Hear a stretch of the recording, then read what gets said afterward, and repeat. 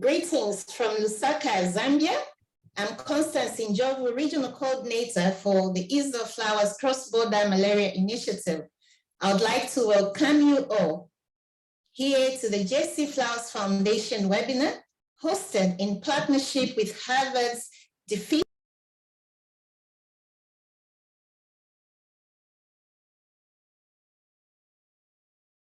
We'll be hearing many different perspectives on malaria. Au cours des 2 jours à venir, nous allons écouter plusieurs points de vue sur la question du paludisme, des membres de la société civile, du secteur privé ainsi que du gouvernement.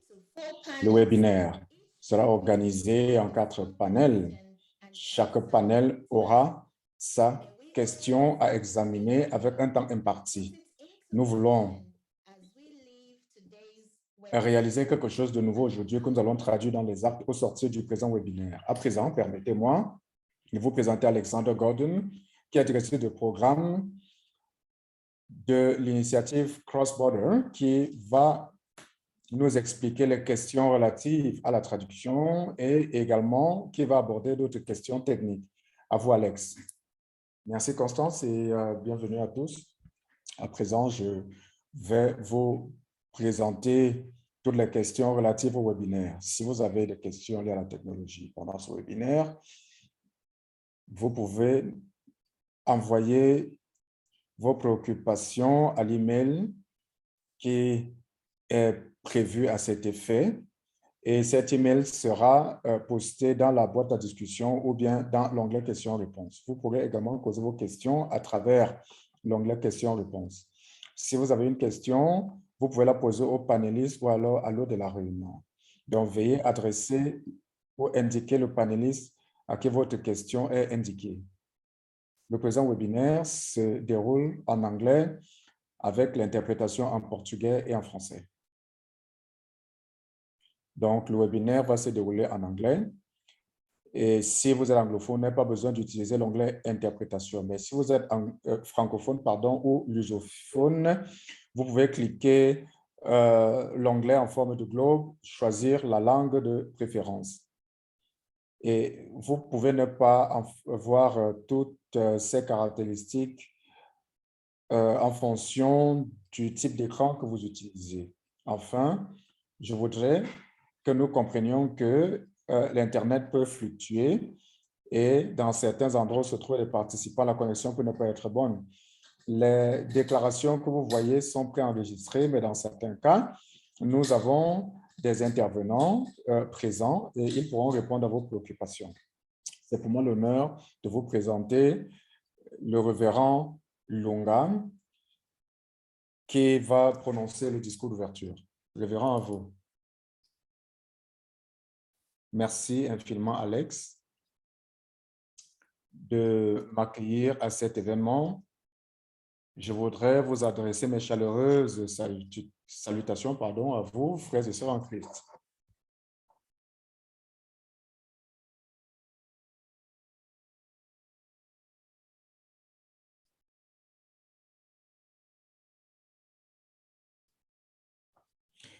La Flowers Foundation a été balayée par une vague de tristesse quand nous avons perdu l'évêque David Njofu, qui était l'évêque de Lusaka, mais un serviteur fidèle de Dieu et un ami personnel.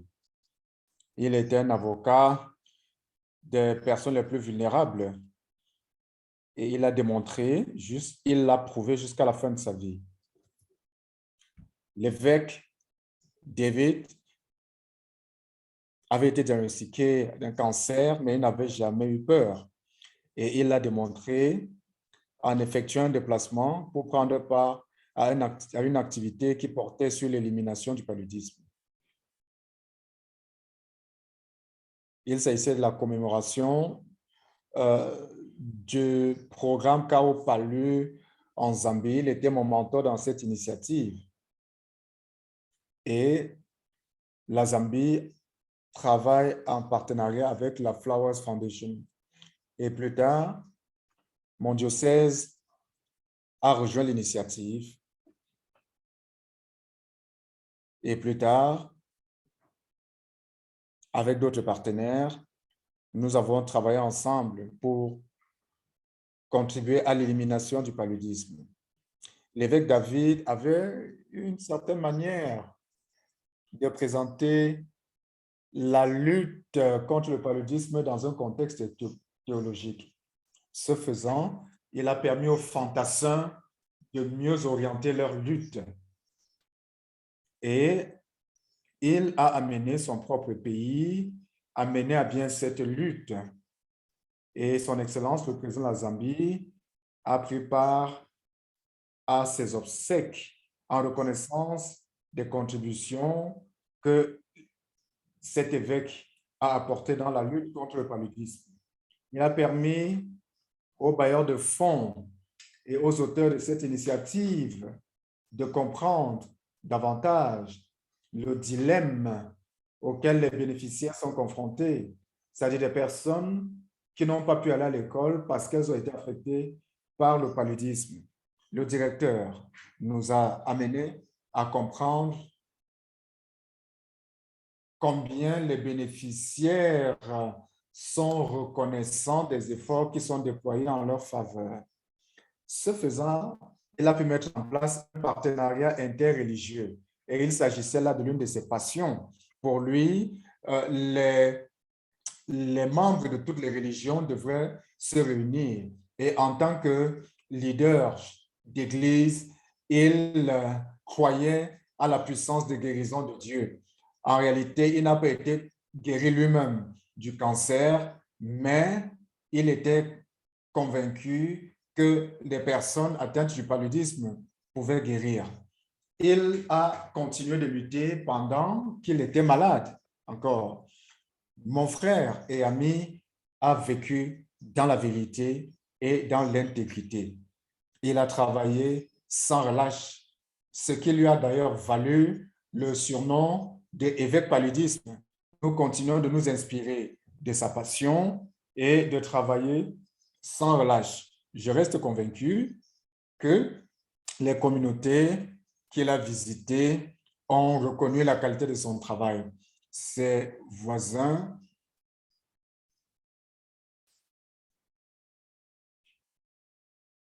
en fait, il considérait toute personne comme son prochain. Donc, vous et moi étions ses prochains. La communauté dans laquelle il vivait était constituée de son prochain. Et il voulait voir les enfants et les petits-enfants être libres de toute infection au paludisme. L'évêque a travaillé d'arrache-pied, comme je l'ai dit, et il va nous manquer jusqu'à ce que nous nous retrouvions. Avec ces quelques mots, je voudrais redonner la parole à Chris Flowers, qui est le cofondateur de l'institution qui nous réunit. Je voudrais remercier Christ ainsi que tous ceux qui ont contribué pour faire de cette initiative un véritable succès. Merci infiniment. Merci à l'évêque. Bonjour, bon après-midi, bonsoir à tous. Nous vous souhaitons la bienvenue au webinaire de ce jour et nous remercions Malaria Leadership ainsi que le groupe diversifié des défenseurs de la lutte contre le paludisme qui s'attaque à ce problème de société. Cet événement est organisé par la Fondation J.C. Flower et l'initiative Defeating Malaria from the Genes to the Globe de la Harvard. Je voudrais accueillir chaleureusement les partenaires qui nous ont rejoints dans cette réunion. Ils sont très nombreux. Nous avons les représentants du ministère de la Santé, les partenaires du monde universitaire. Nous sommes très heureux de compter parmi nous de nombreux chefs religieux et responsables de la mise en œuvre de la lutte contre le paludisme, notamment ceux qui font partie de notre initiative. Il s'agit des diocèses anglicans d'Angola, de Namibie, de Lusaka en Zambie, de Matebeleland au Zimbabwe, ainsi que l'église méthodiste du district d'Harare oriental au Zimbabwe. Pour ceux qui ne connaissent pas notre initiative, l'initiative Flowers Cross-Border Malaria s'engage à éliminer le paludisme par la mobilisation des communautés le long des frontières communes de l'Angola, de la Namibie, de la Zambie et du Zimbabwe. Nous croyons que le palu ne peut être éliminé que si les personnes les plus touchées disposent des connaissances, des compétences et des ressources nécessaires pour prévenir et traiter le paludisme et plaider en faveur de son élimination. Avec l'appui de la Fondation Gates, nous associons également les chefs religieux qui sont équipés à plaider en faveur de l'élimination du paludisme par le biais de l'initiative Flamme. La grande majorité des habitants des 4 pays se décrivent comme des croyants et les églises locales sont donc bien placées pour s'engager dans la lutte contre le paludisme lorsqu'elles travaillent en collaboration avec le ministère de la Santé. Depuis, la Fondation JC Flowers a commencé son œuvre de travail communautaire en Afrique australe il y a plus de 15 ans. Nous nous sommes réunis en équipe chaque année avec les contraintes imposées par la COVID et les possibilités offertes par un accès mondial accru à Internet. Nous nous sommes tournés vers une conversation en ligne. Bien que nos rencontres en personne manquent, nous sommes ravis de nous réunir en groupe dans un groupe beaucoup plus important qui comprend aujourd'hui des personnes de près de 92 pays du monde. Nous connaissons quelques-uns parmi vous, mais d'autres sont nouveaux pour nous et nous espérons apprendre à mieux vous connaître et à nous rencontrer physiquement. Pourquoi pas l'année prochaine? L'objectif de notre réunion aujourd'hui est double. Premièrement, en tant qu'initiative de lutte contre le paludisme, nous voulons offrir une opportunité de réfléchir aux défis actuels, leçons apprises, ainsi que les moyens d'aller de l'avant alors que nous travaillons à la lutte et à l'élimination du paludisme en Afrique du Sud. Deuxièmement, il s'agit pour tous, en tant que communauté mondiale de lutte contre le paludisme, d'écouter les différents points de vue sur la lutte contre le paludisme et d'apprendre des personnes qui ne font normalement pas partie de cette initiative au quotidien. Nous sommes engagés dans ce moment historique où nous travaillons de façon collective à l'élimination du paludisme. Mais nous reconnaissons à l'échelle mondiale que des progrès spectaculaires ont été réalisés. La COVID-19 nous a davantage mis au défi. Mais si nous sommes reconnaissants que le COVID n'ait pas provoqué tous les reculs du paludisme que nous craignons, dans notre travail, nous avons été ravis de voir que les réseaux communautaires ont été en mesure de maintenir l'essentiel du travail de diagnostic, de traitement et d'éducation sur le paludisme malgré la COVID, en partie grâce à la confiance que les membres de la communauté ont eue dans le collège et les agents engagés dans la santé communautaire et grâce à leur motivation intrinsèque, car la santé de leur propre famille est en jeu. Il est essentiel de faire entendre la voix de la communauté dans les différents échanges que nous aurons dans ces assises. Merci infiniment de votre présence et j'espère que tous ensemble, nous allons conjuguer nos efforts afin d'éradiquer le paludisme. Je vous remercie. Merci Chris et bonjour à tous. Je m'appelle Leslie. Je suis conseiller en plaidoyer au niveau régional et j'ai l'honneur d'être co-modératrice du présent webinaire. Donc, nous allons démarrer sans plus tarder notre première session. Au début de 2020, la Harvard University a convoqué de nombreuses personnes pour étudier la question du paludisme dans le contexte de la COVID-19. Les pays de ce groupe d'experts ont partagé des recommandations clés ainsi que des projets sur le contrôle et l'élimination du paludisme. Et nous allons revenir sur quelques-unes aujourd'hui. Notre première session est intitulée « Au-delà de la santé ». Nos panélistes vont partager leurs expériences et nous dire pourquoi, d'après eux, le paludisme entrave le développement et les interventions doivent être multidisciplinaires. Nous avons le Dr Corinne Korima, qui est directrice adjointe de Partnership to End Malaria. Nous avons également avec nous l'évêque Andrés du diocèse anglican d'Angola. Nous avons le docteur Cecilia Lodonou-Senou, qui est directrice exécutive de Hope for Future Generation, et elle est également membre de la délégation du développement des ONG auprès du Fonds mondial. Enfin, nous avons le docteur Julie Jacobson, qui, depuis 2021, est la présidente de la Société américaine de la médecine tropicale et de l'hygiène. Elle est également cofondatrice de Bridges to Development.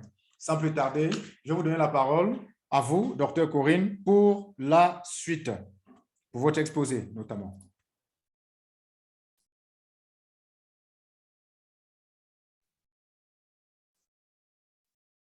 Merci Leslie, merci infiniment de m'avoir convié au présent webinaire.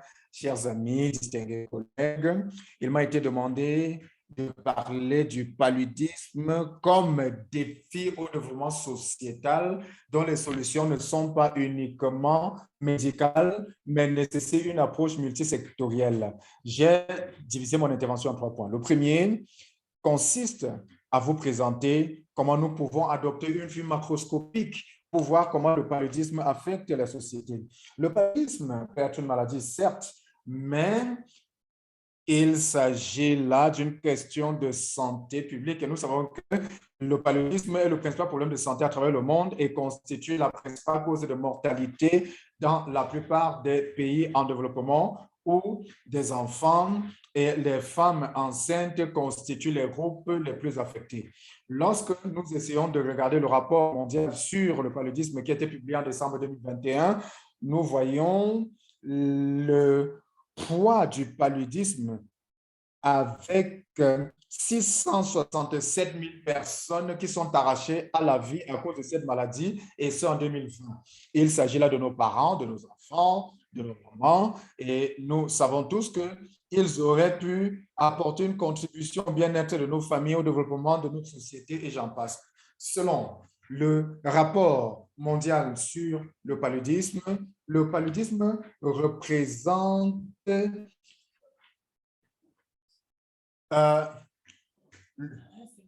un cinquième de la cause de mortalité chez les enfants de moins de 5 ans en Afrique.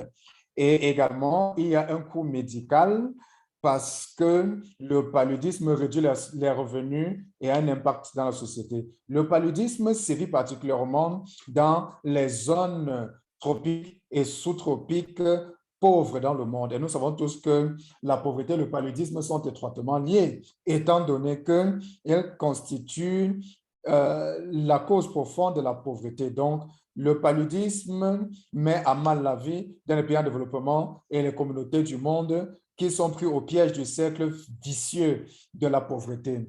Le paludisme ralentit la croissance économique et le paludisme, et il va falloir briser le cercle vicieux de la pauvreté. Le paludisme a des conséquences terribles sur les individus ainsi que sur les gouvernements. Sur les individus et les familles, on a comme conséquence l'argent, par exemple, pour acheter les médicaments, pour acheter les antipaludéens, les dépenses consenties pour se rendre dans les hôpitaux et se faire soigner. Il y a également les pertes de jours de travail pour les travailleurs et l'absentéisme à l'école pour les élèves. Alors, au niveau du gouvernement, nous savons également qu'il y a des dépenses consenties en termes d'approvisionnement, en termes d'approvisionnement des formations hospitalières en médecins, en termes d'acquisition de médicaments. Nous savons tous que le paludisme transforme les comportements. Résultativement, certaines conséquences peuvent être ressenties dans le domaine de la reproduction. Pourquoi pas peut-être, étant donné que quelqu'un s'est soigné contre le paludisme, il ne peut pas s'occuper de ses enfants. Et il y a d'autres conséquences économiques. Nous savons également que le paludisme peut avoir un impact sur les affaires, entraîner une faible productivité, j'en passe. Donc, le paludisme ne peut pas être considéré simplement comme maladie qui nécessite une solution médicale. Il est important de percevoir cette maladie comme un problème qui nécessite l'engagement de la communauté et doit être perçu donc comme un mal auquel doit s'attaquer toutes les franges de la communauté. Le paludisme attaque toutes les communautés, que ce soit les leaders. Et pour le résoudre, les leaders au niveau communautaire, au niveau régional et national doivent se mettre ensemble. Et ces leaders doivent s'assurer que les priorités communautaires sont intégrées dans les mesures de lutte et d'éradication du paludisme. Voilà pourquoi, en ce qui concerne le partenariat CAO-PALU, nous avons une stratégie englobant en particulier sur la convocation et la coordination d'une mesure de riposte inclusive si on veut tordre le cou à cette maladie. C'est pour cela qu'en 2018, le partenariat pour mettre un terme au paludisme avec la Commission de l'Union africaine ont mis en place un mouvement panafricain dont l'objectif est d'autonomiser tous les membres de la société, que ce soit au niveau du gouvernement, au niveau du secteur privé. Toutes les mesures ont été prises pour lutter contre le paludisme. Et la campagne a été menée dans au moins 26 pays et il s'agissait d'appuyer les communautés à risque et également faire un plaidoyer pour un meilleur engagement politique, pour un engagement des leaders et la supervision, et également sur la nécessité d'accroître des fonds pour lutter contre le paludisme et l'éradiquer. Le paludisme continue de faire des victimes, mais ce qu'il faut comprendre, c'est la nécessité de voir comment la maladie affecte. À titre d'exemple, la maladie n'affecte que les pauvres. Cette maladie affecte particulièrement les femmes. Par exemple, les femmes portent le plus lourd fardeau parce que c'est elles qui administrent les soins aux personnes atteintes, pas seulement au niveau des ménages, mais également au niveau communautaire. Donc, on a environ les femmes engagées contre le paludisme et qui représentent environ 70% de la main-d'œuvre. L'approche du genre a souvent été laissée en rade, mais en prenant cette question en compte, on pourra accélérer le progrès dans la lutte contre le paludisme ainsi que dans la promotion de l'égalité des sexes. Nous savons également que les ménages pauvres parfois n'appliquent pas des mesures préventives et ne peuvent pas forcément appliquer les mesures curatives. Par conséquent, elles paient le plus lourd tribut en termes de conséquences du paludisme. Au niveau des ménages, des communautés et du système de la santé, il est important de prendre des mesures pour aider les membres de la communauté à prévenir et à traiter le paludisme. En conclusion, le paludisme est un défi sociétal qui freine le développement, dont la solution nécessite une intervention multisectorielle et ne doit pas se limiter au niveau de ministère de la Santé. Réunir toutes les franges de la communauté autour d'un même objectif doit s'assurer qu'on a un système sanitaire qui fournit les soins de santé de haut niveau pour lutter contre le paludisme et ce fera, on pourrait avancer plus rapidement sur la voie de l'éradication de la maladie. Je vais finir par cette citation de Helen Adam Kohler qui est un auteur qui a inspiré plusieurs personnes. Elle a dit, seul, on peut faire un pas, ensemble, on peut parcourir 1 kilomètre. Merci infiniment. Merci, Dr. Kiliman, pour cette présentation ô combien enrichissante. Le temps nous est compté, donc nous allons nous en tenir au temps que nous est imparti. À présent, je vais passer la parole au deuxième intervenant. Et l'évêque est avec nous. Il va pouvoir répondre aux questions après le panel. À vous.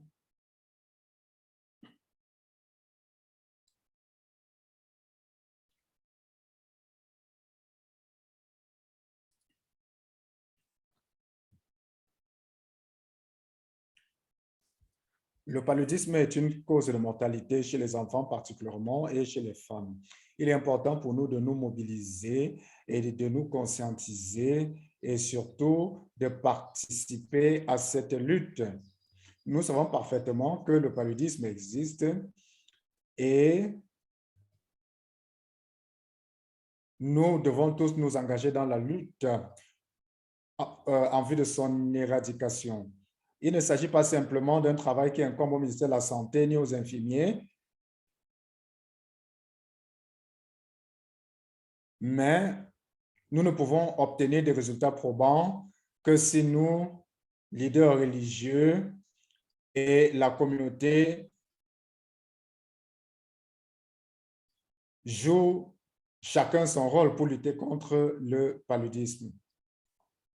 Nous sommes d'avis que nous avons travaillé dans ce domaine et la lutte continue. C'est la raison pour laquelle nous continuons de faire appel à tous les leaders religieux afin qu'ils s'engagent dans cette lutte parce qu'il est possible d'éradiquer le paludisme.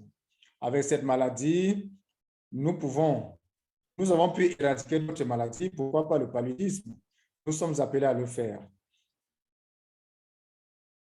Et si nous le faisons, nous allons éliminer l'obstacle majeur qu'il représente pour la croissance économique et le bien-être de nos pays et de nos communautés. Je vous remercie.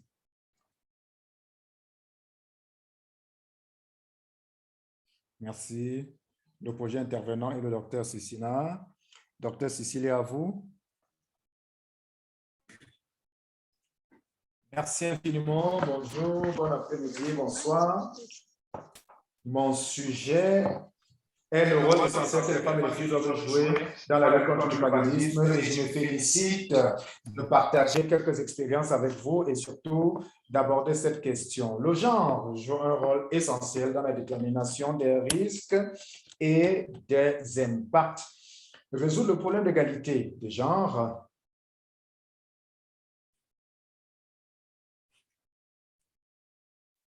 dans les pays où le paludisme est endémique est essentiel. Par conséquent, les interventions anti-paludisme ne peuvent pas être couronnées de succès si cette dynamique n'est pas prise en compte. En outre, les pays doivent connaître cette dynamique et, par exemple, les personnes atteintes de paludisme qui recherchent un traitement ont besoin de négociations qui nécessitent la capacité des femmes à prendre des décisions pour assurer leur propre santé. Et il y a un corollaire avec la santé. Les femmes et les filles sont particulièrement puissantes. Elles ont l'instinct. Et je partage régulièrement cette expérience. Pendant que nous étions tous enfants, quand vous étiez malade du paludisme, nos mamans n'avaient pas besoin de faire un test de dépistage pour savoir que vous êtes atteint du paludisme. Rien qu'avec un toucher, elle déterminait si vous étiez malade ou non et elle savait ce qu'il y avait lieu de faire, raison pour laquelle nous sommes vivants aujourd'hui. Par conséquent, utiliser les hommes et les jeunes filles comme agents du changement pourra transformer les familles, éclairer les communautés, afin que celles-ci sachent que le paludisme peut être éliminé avec l'appui et l'implication des filles et des femmes. Plus de 60% d'agents communautaires dans les pays en développement sont des femmes, lesquelles femmes sont passionnées par le travail qu'elles réalisent. Elles fournissent toutes les informations aux membres de la communauté. Elles s'appuient sur les plateformes existantes pour parler du paludisme. Leur connaissance relative au paludisme est endogène, traditionnelle, et elles savent que le paludisme est causé par l'anophèle femelle, dont elles connaissent le nom dans leur langue maternelle. Et les femmes et les filles, comme je l'ai indiqué, constituent les êtres qui aident à fonder les familles et à accroître la population. Donc, elles ont un rôle essentiel à jouer dans la lutte contre le paludisme. La connaissance des mamans sur le paludisme à partir des symptômes ne peut pas être sous-estimée.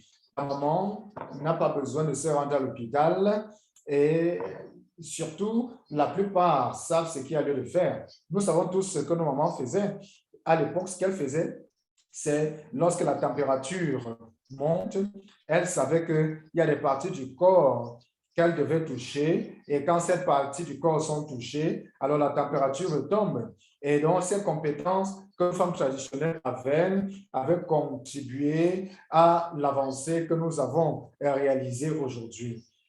Les pays doivent utiliser les plateformes des femmes. Les groupes communautaires doivent s'appuyer sur les plateformes de jeunes et de jeunes filles pour mener de la sensibilisation sur le paludisme. Cela pourra contribuer le taux de mortalité lié au paludisme.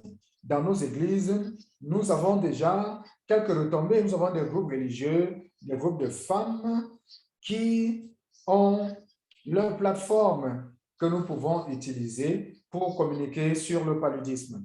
Et ces femmes sont des leaders en matière de santé. Nos mamans sont des prestataires de soins. Si une jeune fille est formée à un jeune âge sur le paludisme, alors elle pourra avoir un impact positif sur la prise en charge du paludisme. Il me souvient, quand j'étais une petite fille, ma mère appelait le paludisme la fièvre. Et la fièvre dans ma langue signifie une forte température. Donc, la plupart de nos mamans ont des connaissances. Et je pense que le moment est venu pour que nous commencions à nous appuyer sur les systèmes communautaires, les groupes communautaires, les groupes de jeunes, les groupes de filles, afin de leur communiquer les connaissances nécessaires, ce qui pourra contribuer aux efforts d'élimination du paludisme. Je suis vraiment convaincu que lorsque vous allez communiquer ces connaissances à ces femmes, elles savent comment s'exprimer dans leur langue locale. Et les pays doivent se pencher déjà sur les connaissances et les capacités de base que les femmes ont. Et cela pourrait contribuer à la lutte contre le paludisme. Au Ghana, nous nous appuyons particulièrement sur les femmes dans les interventions contre le paludisme. Les travailleurs communautaires sont particulièrement passionnés. Quand vous renforcez leurs capacités et les connaissances, alors elles réalisent des résultats incroyables. CS4Me est un réseau qui travaille sur le paludisme et nous faisons un travail extraordinaire, nous appuyons sur les femmes. Raison pour laquelle CS4Me est l'un des réseaux de lutte contre le paludisme qui doit être soutenu, car ce réseau fait le travail pour lequel il a été créé. Il nous amène à travailler. Et le plus petit groupe de femmes dans le réseau CS4Me contribue à la lutte contre le paludisme dans différents pays. Je crois que s'appuyer sur les connaissances communautaires, s'appuyer sur les filles, les femmes, les organisations communautaires constitue la voie à suivre au-delà de l'utilisation des avancées technologiques et des connaissances médicales. Donc, voilà des solutions prêtes à porter que nous pouvons appliquer. Enfin, je voudrais nous encourager afin que nous sachions que la société civile est là pour travailler avec la communauté. Nous comprenons le contexte local, nous parlons d'une même voix, nous sommes dans les mosquées, dans les églises, nous sommes membres des groupes qui existent dans nos communautés. Nous nous appuyons sur les résultats et les recommandations de la science pour procéder à la mise en œuvre au niveau communautaire. Merci pour l'occasion qui m'a été accordée. Continuons la discussion. Je vous remercie de votre aimable attention. Merci infiniment, Dr. Cecilia. Nous allons maintenant passer la parole à notre dernier orateur. Vous avez la parole, Dr. Johnson. Je suis très heureuse d'être ici aujourd'hui. Je vous présente une perspective des maladies tropicales négligées afin de partager notre expérience. Et je sais que le temps nous tient à la gorge, mais je vais vous présenter deux modèles particulièrement. Je pense qu'il faut s'inspirer de l'innovation qui nous vient du terrain, particulièrement les populations qui sont affectées par le paludisme. Mon premier exemple nous vient d'une maladie qui est transmise par la piqûre d'un moustique. Et cela cause effectivement beaucoup de soucis et cela cause également des problèmes au sein des communautés.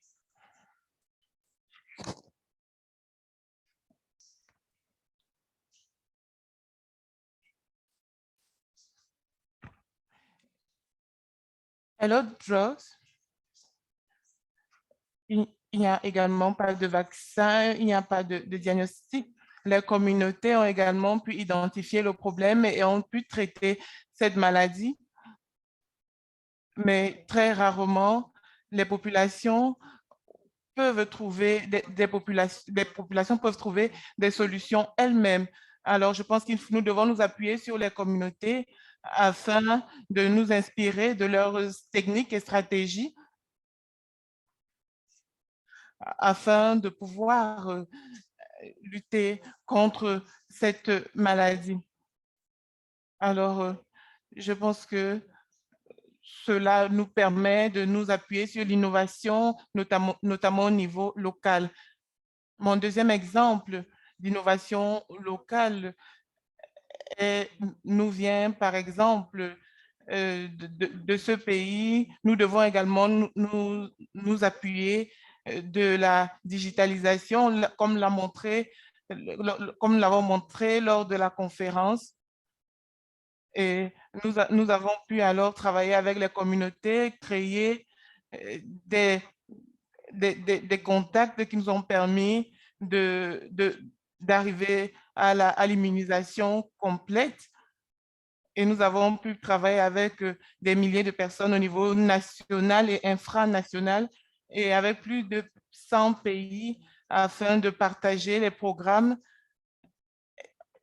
Et nous avons également travaillé avec la communauté médiatique au Botswana afin de partager nos différentes expériences. Nous devons nous inspirer de cette expérience afin de partager l'expérience locale et la diffuser dans d'autres pays. Alors, je pense que c'est très important. Voilà ce que je voulais partager avec vous. Continuez et bons travaux. Nous avons une question.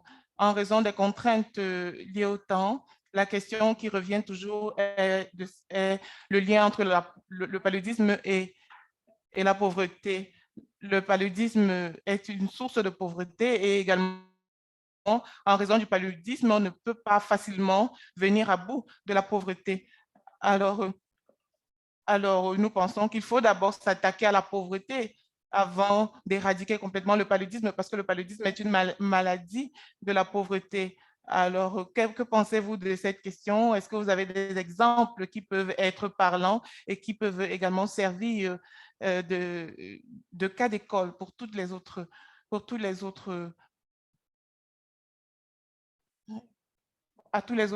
panélistes?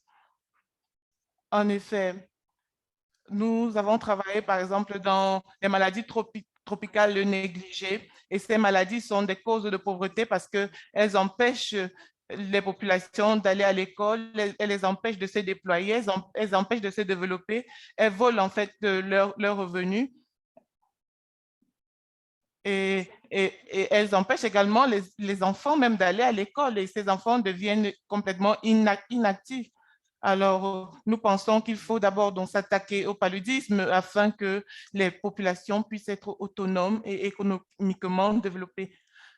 Alors, je pense qu'avec le paludisme, on ne doit pas attendre. Je crois que le paludisme est la seule maladie qui affecte tous les systèmes de l'organisme. Une fois que vous avez le paludisme, votre situation économique est également touchée, votre famille est touchée et tous les pans de votre vie sont touchés. Alors, je pense que si nous sommes capables de s'attaquer aux questions relatives au paludisme, nous serons également capables de traiter, de résoudre plusieurs problèmes que nous rencontrons. Et le paludisme affecte les populations vulnérables parce qu'elles n'ont pas de ressources. Alors, si ces populations et les populations clés et vulnérables avaient des ressources et elles pouvaient commencer à prendre des décisions qui pourraient impacter leur situation économique et notamment leur puissance en termes de négociation.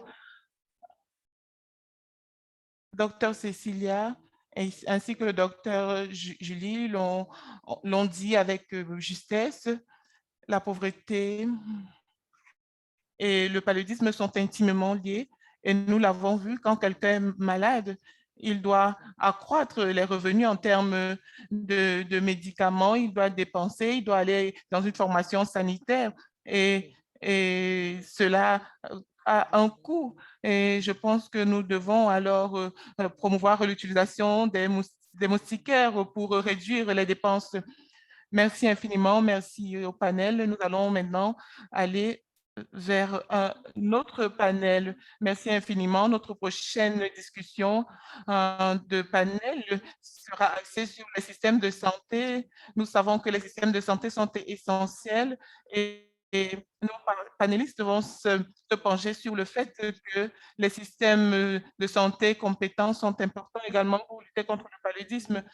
Et notre panéliste est composé d'Olivia Ngou, cofondatrice et coordonnatrice mondiale de Civil Society for Malaria Elimination. Nous avons également Mukube Kayawe, qui travaille en Zambie. Nous avons ensuite Monitor Chimango, qui est directeur du programme paludisme et également de l'Église méthodique du Zimbabwe à Harare.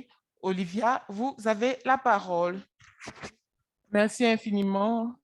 Merci aux organisateurs pour ce webinaire à grandeur nature.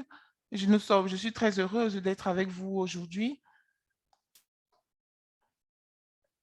Merci infiniment. J'espère que vous pouvez m'entendre. Je m'appelle Olivia et je vais rapidement m'entretenir sur l'accès aux services du paludisme. Je vais également me plancher sur le rôle clé des travailleurs communautaires dans la lutte contre le paludisme. Comme vous le savez certainement, le paludisme est une maladie que nous pouvons prévenir et traiter actuellement. Nous avons des outils très efficaces pour prévenir cette maladie. Et aujourd'hui, pour traiter le paludisme, un paludisme simple, il nous faut 3 jours. Nous venons de loin, en effet. Nous venons d'un moment où nous passions des temps et des heures dans les hôpitaux sans savoir effectivement ce dont on souffrait. Maintenant, nous avons des outils qui sont efficaces et qui nous aident à diagnostiquer le paludisme. C'est une innovation lumineuse et dans le même temps, je pense que nous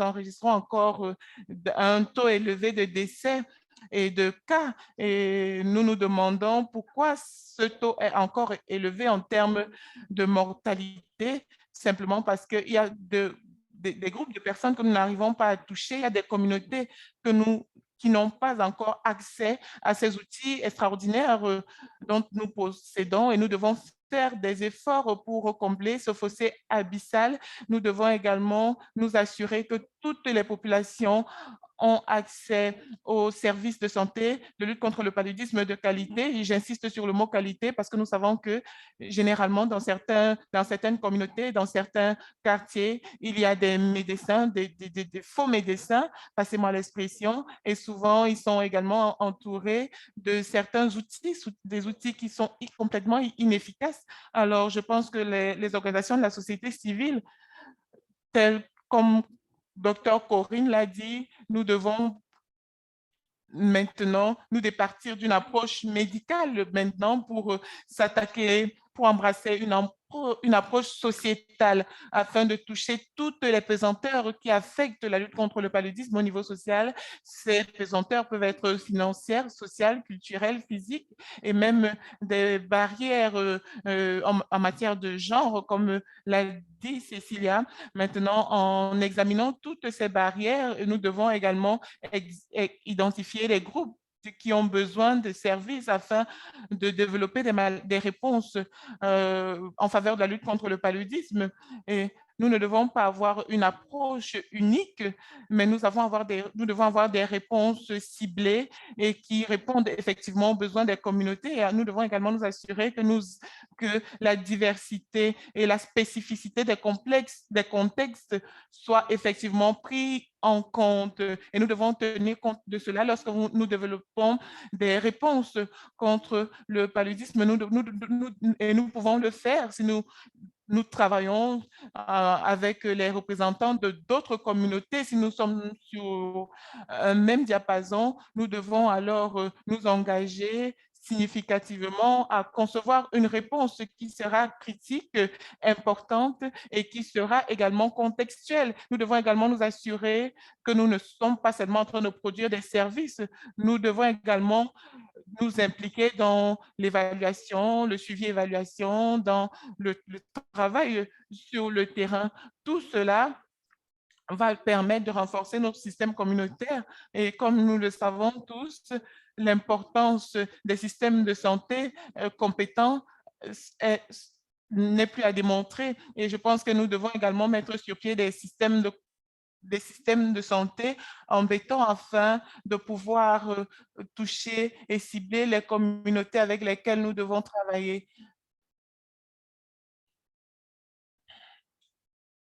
Et en guise de conclusion, je dirais que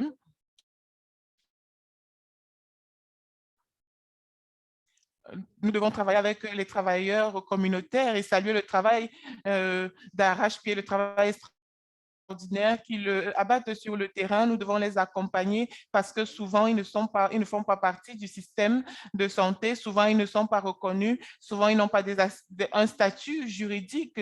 Souvent, ils ne sont pas du tout considérés. Et ils ne sont même pas représentés dans les systèmes de santé. Et aussi, ces personnes ne sont pas accompagnées comme il le faut pour le travail exceptionnel qu'ils mènent. Alors, nous devons regarder cette question sous le prisme mondial. Nous devons également travailler pour reconnaître les travailleurs communautaires afin de nous assurer qu'ils sont reconnus à leur juste valeur. Et je m'adresse ici au ministre de la Santé au niveau pays et je pense que nous devons également allouer des budgets qui seront dirigés vers nos travailleurs communautaires. Merci. Merci infiniment, Olivia. Maintenant, nous allons passer la parole à Monsieur Diakwe, qui nous vient de Zambie. C'est une vidéo que nous allons faire passer, une vidéo que nous avons enregistrée préalablement.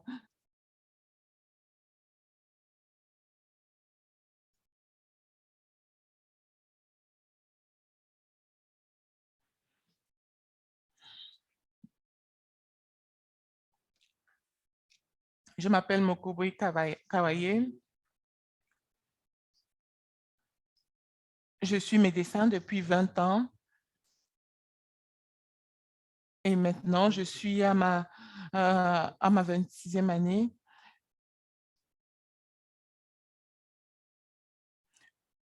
Nous avons travaillé avec les communautés et avant cela, l'incidence du paludisme était très élevée et c'était un défi énorme, notamment au niveau des communautés et particulièrement lors des inondations que nous connaissons ici dans notre pays.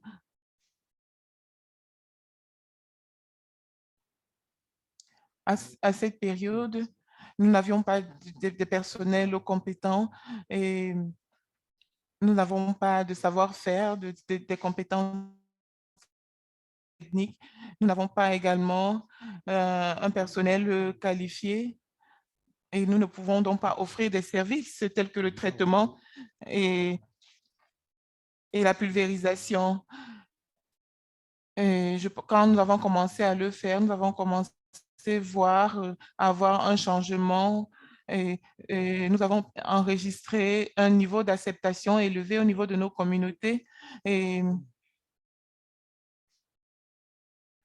nous avons également pu travailler avec les communautés au niveau des villages et ils nous ont proposé leurs services afin de lutter contre le paludisme et les populations se sont également prêtées au jeu. Elles ont commencé à nettoyer les alentours et de leur maison, d'assainir les alentours de leur maison. Nous avons également pulvérisé toutes les maisons, tout le voisinage à travers la pulvérisation intradomiciliaire. Nous avons également offert des moustiquaires imprégnés d'insecticides à toutes ces populations.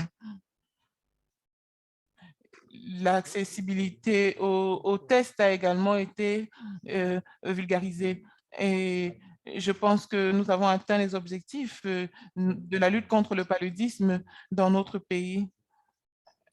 Je pense que voilà un peu ce que nous avons fait, voilà comment nous sommes engagés et nous continuons dans cette lancée. Nous allons maintenant écouter M. Chimango, M. Chimango et sa maman qui ont été interviewés dans leur domicile au Zimbabwe et ils nous entretiennent alors sur le travail des communautés. Vous avez alors la parole.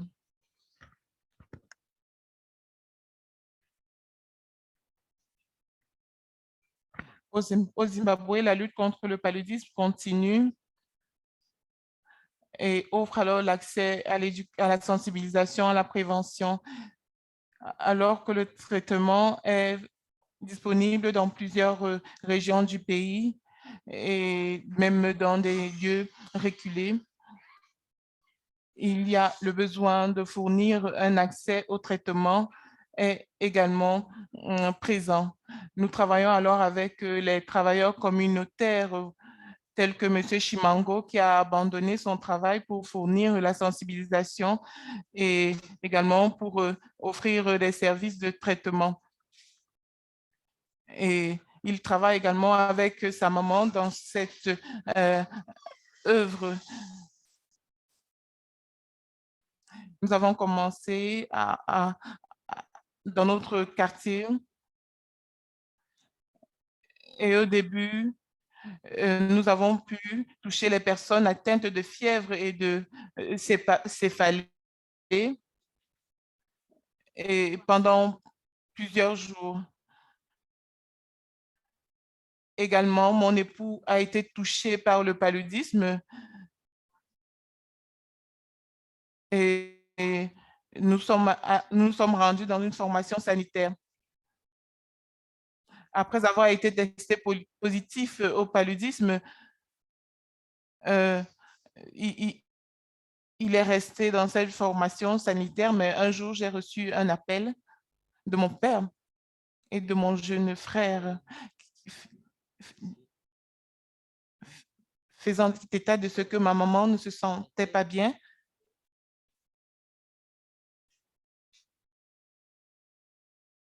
Alors, je me suis rendue auprès de ma maman et j'ai vu ma mère qui était couchée sur un matelas et qui était fiévreuse.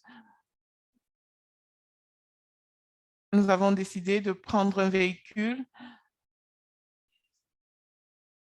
afin de se rendre dans la formation sanitaire la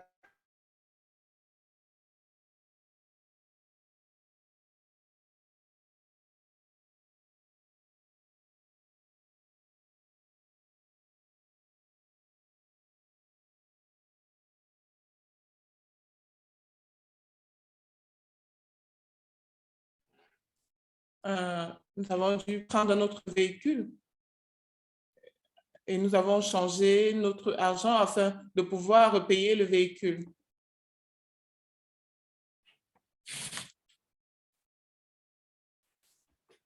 Nous sommes alors arrivés dans cette formation sanitaire.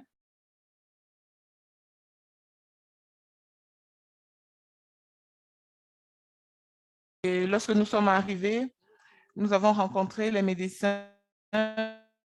C'était un hôpital missionnaire.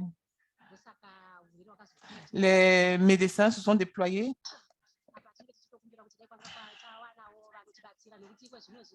pour essayer de traiter ce paludisme. Et lorsque la maladie a été confirmée,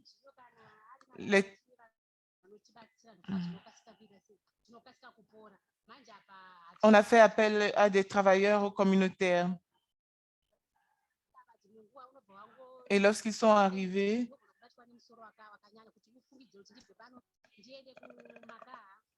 ils ont pu ausculter mon époux.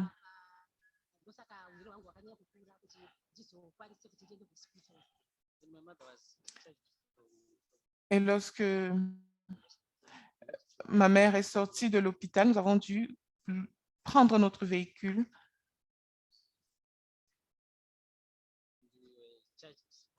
nous avons fait 25 kilomètres de la maison, de l'hôpital à notre maison. Nous avons dû payer $30.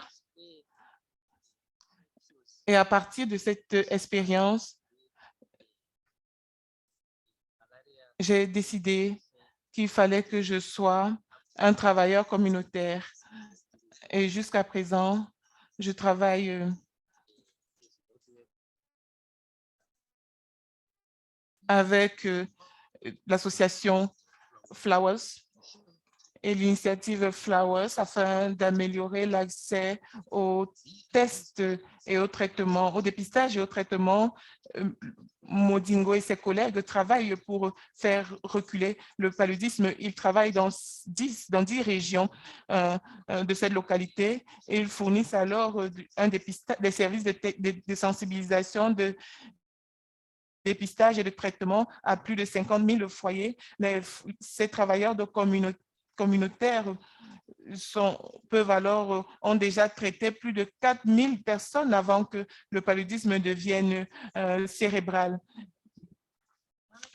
Merci infiniment pour cette vidéo. Bien vouloir éteindre vos vidéos. Nous avons maintenant une session de questions-réponses. Monitor, si vous étiez responsable, qu'est-ce que vous allez mettre en œuvre au sein des communautés en Zambie pour lutter contre le paludisme?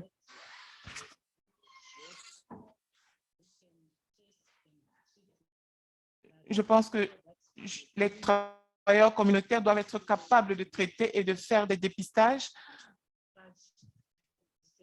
afin que les populations n'aient plus à parcourir de longues distances pour se rendre dans les formations sanitaires.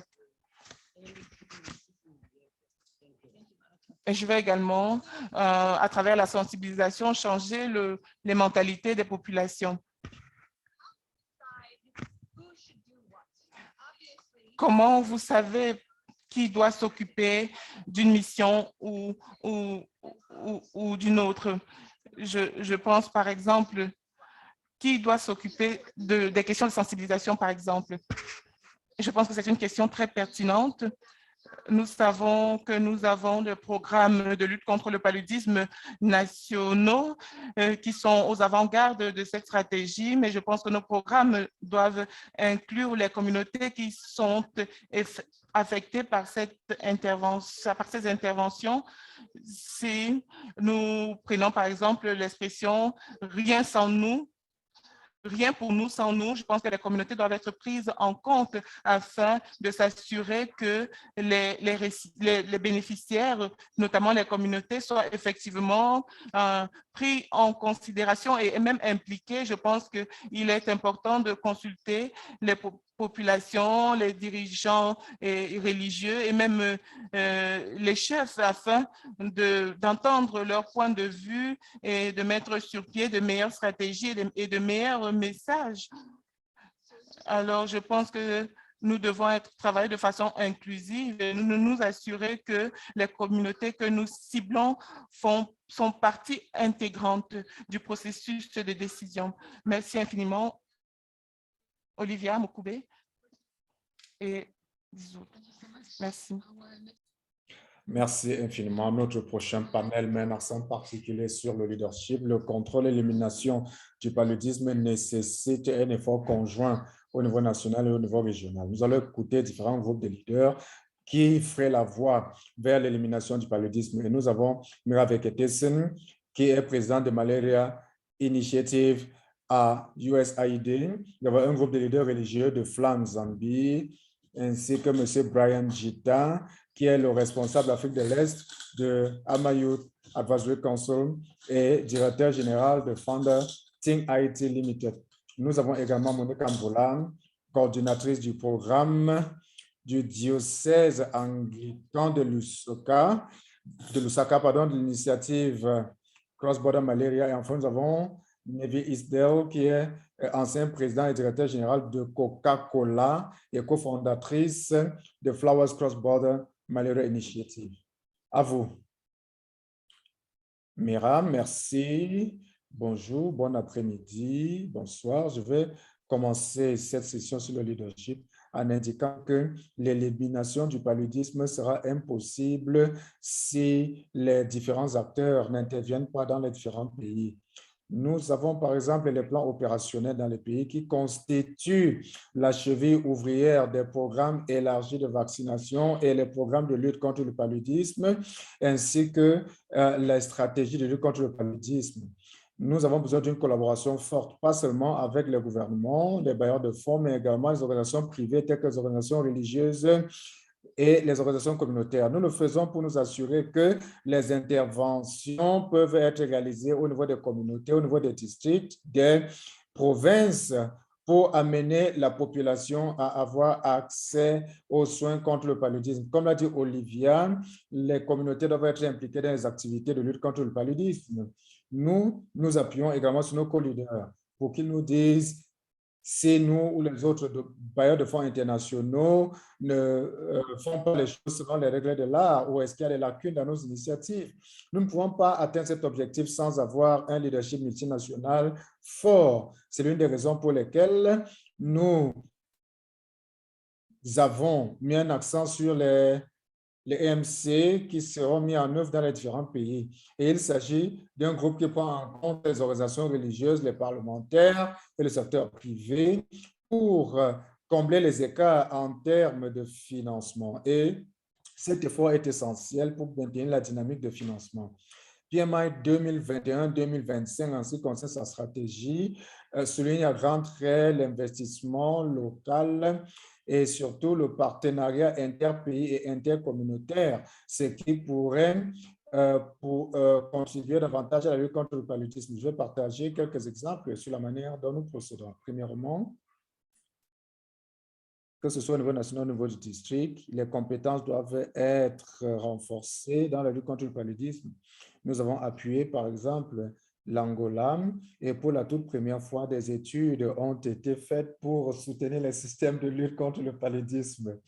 Et également, nous avons investi dans le leadership et le renforcement des capacités, et nous avons également amené les communautés à intégrer les données dans la prise de décision. Également, nous renforçons l'appropriation et la participation aux interventions par les communautés. Et nous apportons également l'assistance technique au comité de gestion de santé communautaire, ainsi qu'à la mise en œuvre des plans d'action. Et il s'agit là d'une approche durable basée sur la communauté qui vise à mener non seulement la prévention, mais la prise en charge du paludisme. Des investissements ont été réalisés. Nous avons également apporté un appui aux gouvernements locaux ainsi qu'aux organisations de la société civile. Au Zimbabwe, nous renforçons les capacités des universités en matière de recherche et nous contribuons également aux mesures d'intervention et de prévention du paludisme à différents niveaux. Nous travaillons avec les communautés, le gouvernement et le secteur privé dans différents niveaux pour pouvoir renforcer le système sanitaire. Je voudrais clore en remerciant mes pairs. Nous poursuivons le même objectif que les autres organisations de lutte contre le paludisme ici représentées. Je vous remercie de votre aimable attention.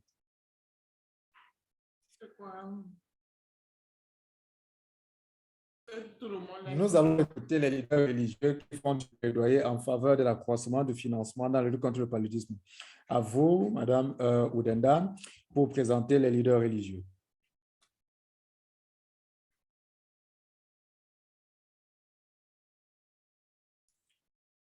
Merci de nous rejoindre dans ce webinaire.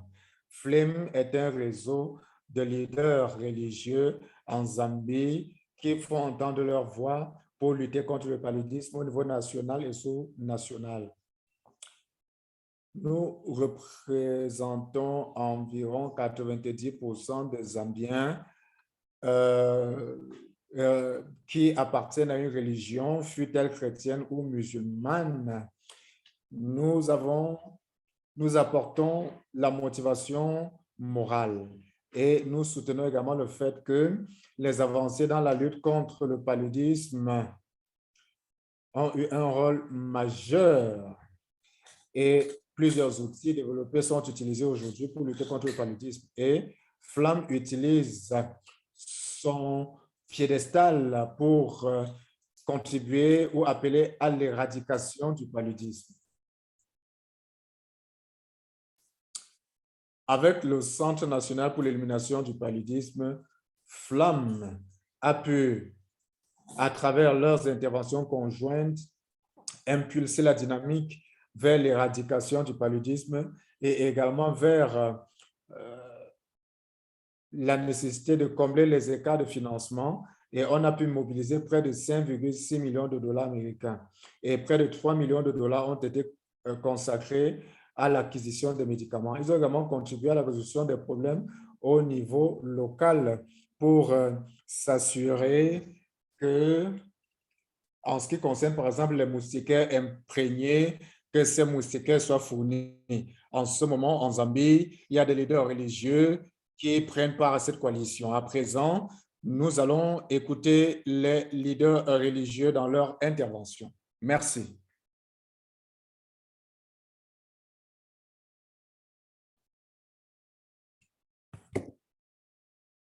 Je pense que le paludisme est sous-financé. Je sais que pour le moment, la COVID est au cœur de toutes les préoccupations et a fait l'objet d'un financement accru.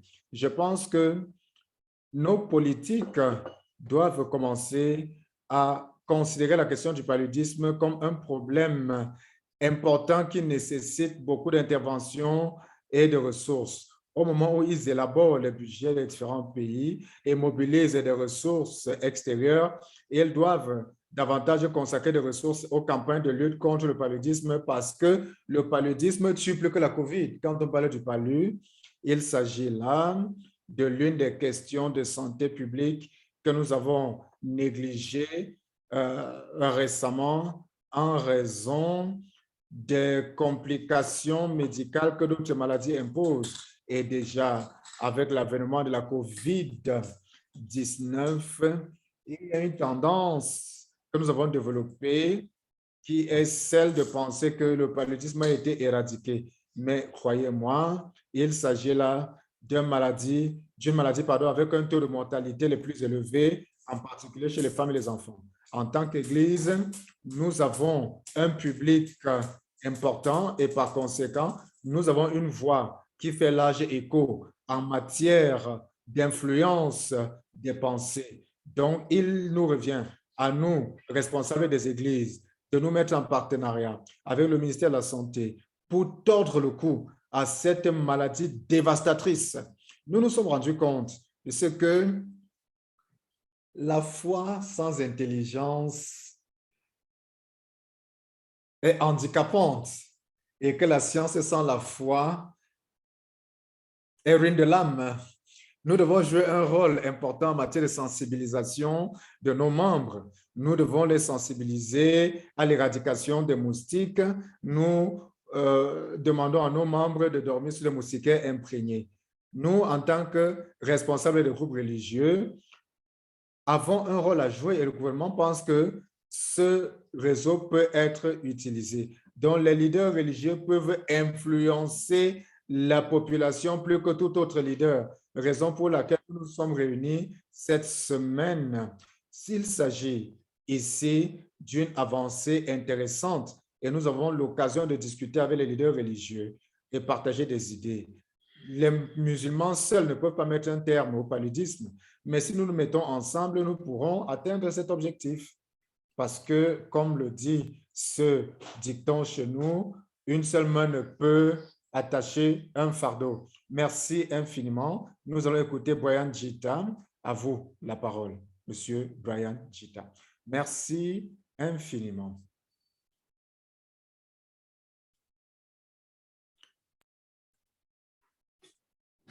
Je voudrais remercier déjà les panélistes qui m'ont devancé pour la qualité de leurs interventions. Des mesures de contrôle réussies contre le paludisme nécessitent l'autonomisation. En Afrique subsaharienne, où le paludisme demeure endémique et représente 95% de tous les cas de paludisme et 96% des cas de décès. Dans la même zone, les jeunes constituent 75% de la population active. Cette grande population de jeunes représente une main-d'œuvre essentielle, mais est aux prises avec des inégalités telles que l'activisme et un changement de leadership.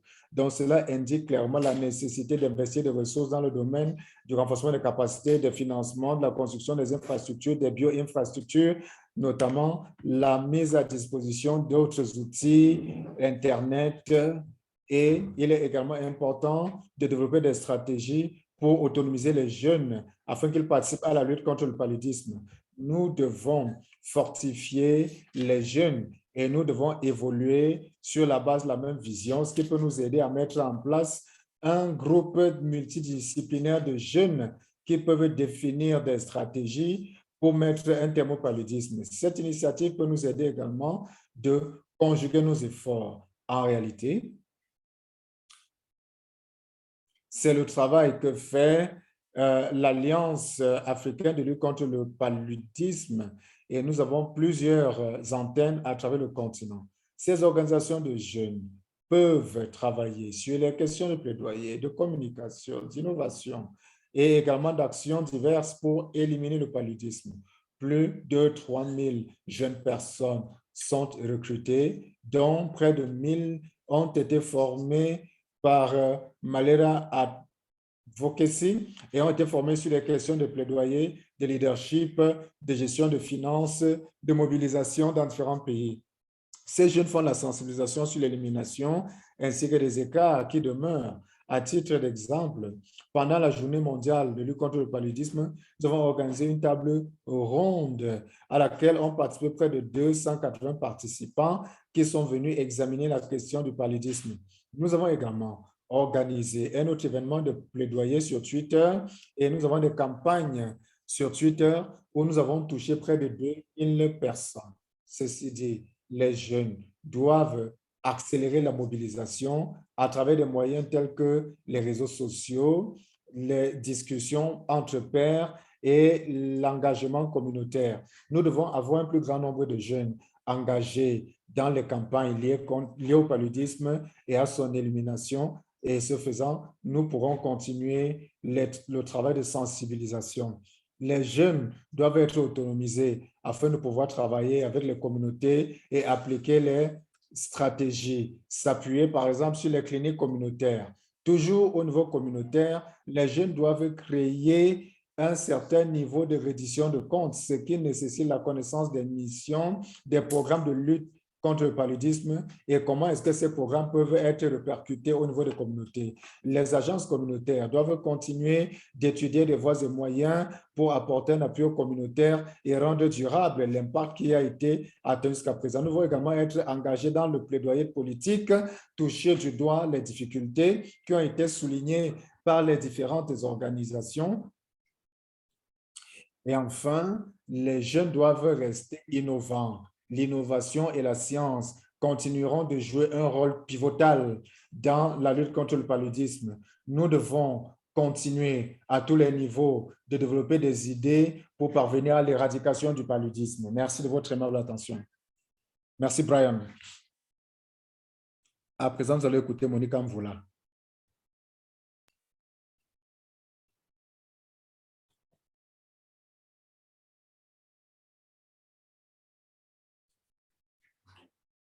Je m'appelle Monica Mvoula, je viens de la province de l'Ouest, à Chisonga.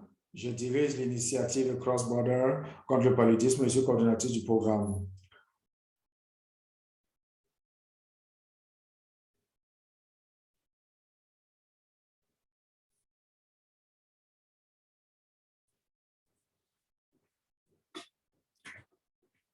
J'interviens à 45 km du district de Mungo, qui n'est pas loin de Lusaka, en Zambie. Malheureusement, il n'y a pas de route, il n'y a pas de moyens de communication, il n'y a pas de moyens de transport.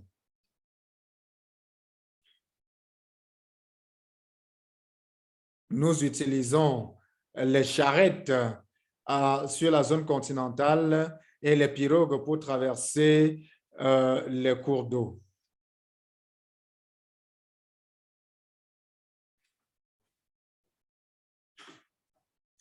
Nous avons un chef qui a des sujets et il travaille dans ce programme de lutte contre le paludisme, dont il prend soin de la communauté.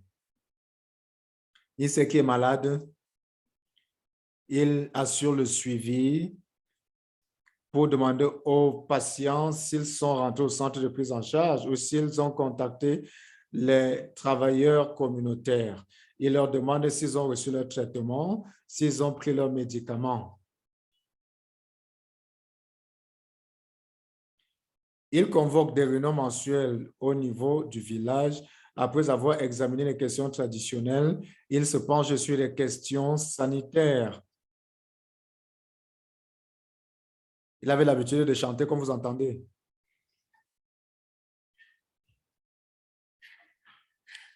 Qu'est-ce que ce chant veut dire? Qu'est-ce que le palu? Le paludisme est une maladie meurtrière. Le paludisme ne fait pas de distinction entre un bébé, une personne âgée, et j'en passe. Si vous êtes un être humain, alors le paludisme va vous attaquer.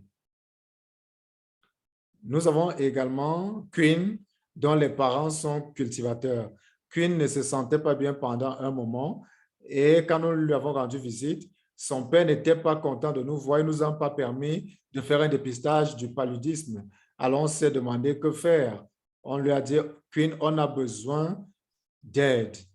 Alors, nous avons demandé au chef du village de nous aider afin que nous puissions dépister la jeune fille. Nous avons discuté avec les chefs traditionnels qui ont intervenu, qui ont discuté avec le père de la fille, l'ont convaincu, nous l'avons prélevé, et les tests ont été positifs au paludisme. Queen a reçu le traitement, nous lui avons administré du Coartem, elle l'a pris pendant 3 jours, nous avons assuré le suivi et après, elle a retrouvé la santé. Nous l'avons trouvée en train de faire la vaisselle dans la cour. Nous lui avons demandé comment vas-tu? Elle m'a dit, je me porte très bien. Nous lui avons demandé, est-ce que vous avez pris tous les médicaments? Elle a dit, oui, j'ai pris la dernière dose hier. On lui a demandé, mais qu'est-ce que tu fais? Elle a dit, je nettoie la maison. Est-ce que tu vas à l'école? Oui, je vais partir dans l'après-midi. Je suis heureuse d'avoir retrouvé la santé et je suis très contente de rentrer à l'école. Je lui ai demandé, qu'est-ce que tu voudrais faire à l'avenir? Elle m'a dit, je voudrais devenir infirmière. Non seulement je voudrais venir en aide à ma famille, je voudrais également aider ma communauté. Et à ce moment-là, il y avait Rogers Munchu, qui est notre travailleur communautaire, qui fait des visites en porte-à-porte et fournit l'éducation sanitaire aux familles. Il fait les tests de dépistage du paludisme lorsque un membre de la famille présente des signes de fièvre et il fournit des informations aux communautés sur les formations hospitalières où ils peuvent avoir des soins plus appropriés. Donc, nous avons les travailleurs communautaires comme premier contact qui vivent au sein de la communauté, qui maîtrisent la communauté, qui comprennent la langue, qui comprennent les us et coutumes de la communauté et qui peuvent vous indiquer à quel niveau le problème se trouve. Pour moi, la lutte contre le paludisme est une passion. J'ai simplement compris qu'il fallait que je sois présente. Et quand le paludisme sera éradiqué, je ne sais pas si je serai encore en vie, mais il est important pour moi de poser ma pierre à l'édifice. Et je sais qu'un jour, nous remporterons la lutte contre cette maladie. Merci. À présent, nous allons écouter le dernier intervenant qui a enregistré son propos parce qu'il est en voyage en ce moment et en plein vol. C'est pour moi un plaisir de vous rejoindre ce jour pour parler d'une question qui me passionne particulièrement. Et il s'agit de l'élimination du paludisme de la planète Terre. J'ai souffert du paludisme 3 fois dans ma vie. Je vivais en Zambie et au cours des 10 dernières années, je travaille avec Flowers en collaboration avec notre organisation en Zambie pour jouer nos rôles dans l'élimination du paludisme. Comme résultat, j'ai quelques idées que je voudrais partager avec vous. Premièrement, il est important de comprendre qu'il s'agit d'un processus de bout en bout. Nous avons commencé par éduquer les gens sur les causes du paludisme dans certains endroits.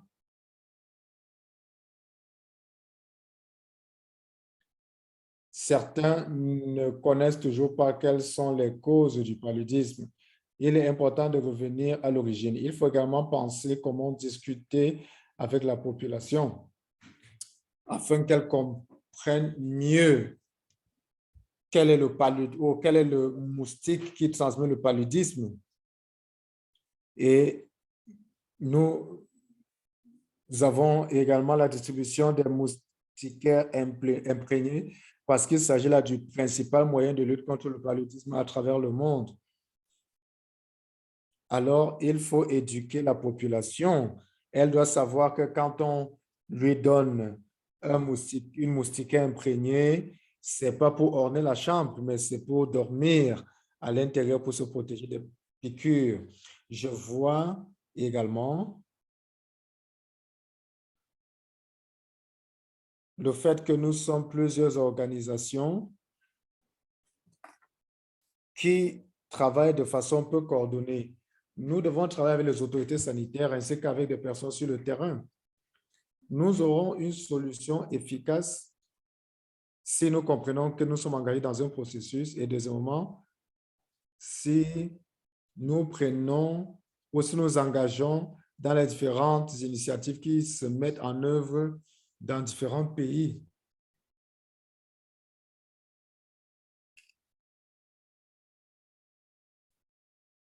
Il est important donc de coordonner les interventions de tous les acteurs, notamment du ministère de la Santé. Quelque part, il y en a qui défendent les intérêts personnels et il convient de le relever pour le déplorer. Je voudrais indiquer que nous devons penser à une approche holistique. Nous devons unir tout le monde pour lutter contre le paludisme. Ce n'est qu'à ce titre que nous pourrons remporter cette bataille. Voilà le message que j'avais à vous communiquer et voilà l'expérience engrangée au cours de la dernière décennie. Si nous serrons les coudes, alors nous allons réussir l'éradication du paludisme. Merci à tous. Mira, Amel, Monica, veuillez réactiver vos vidéos, s'il vous plaît. Nous avons vu des exemples extraordinaires de leadership au cours des minutes écoulées. Nous avons le leadership national, continental, international, les leaders des jeunes, les leaders communautaires. Une question demeure. Le paludisme ne réduit pas. Qu'est-ce qui ne va pas? Alors que nous avons tous ces leaderships en place, qu'est-ce qui doit se produire?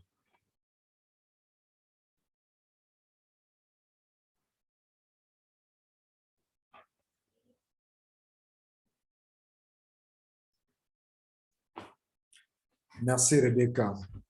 Je voudrais dire, pour répondre à votre question, que tout le monde doit être engagé et les formations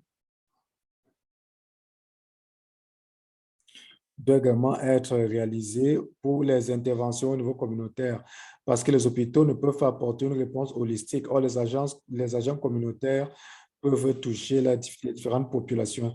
Il faut renforcer leur capacité afin qu'ils soient en mesure, par exemple, de faire du dépistage, pourquoi pas. Nous devons également comprendre qu'il faut propager les moyens de lutte, raison pour laquelle les organisations religieuses se sont mises en rapport avec le ministère de la Santé au niveau national et sous-national. Je ne pense pas qu'il y ait une panacée dans la lutte contre le paludisme. Nous devons considérer le paludisme au niveau écosystémique pour comprendre qu'il faut avoir plusieurs options sur la table et plusieurs intervenants pour voir qu'est-ce qu'ils ont à apporter dans la lutte contre le paludisme. Comme je dis, on n'a pas encore un cadre multidisciplinaire qui se réunit régulièrement pour rendre compte des changements qui interviennent et l'impact que nous faisons dans la communauté. Et si nous mettons en place un tel dispositif, nous allons avancer plus rapidement parce que là, on pourra évaluer ce qui a été fait. Nous allons voir l'impact qui est créé sur le terrain et nous pourrons également communiquer au lieu d'éviter la duplication d'efforts, comme cela a été le cas dans certaines régions. Voilà ce que j'avais à proposer. Merci beaucoup.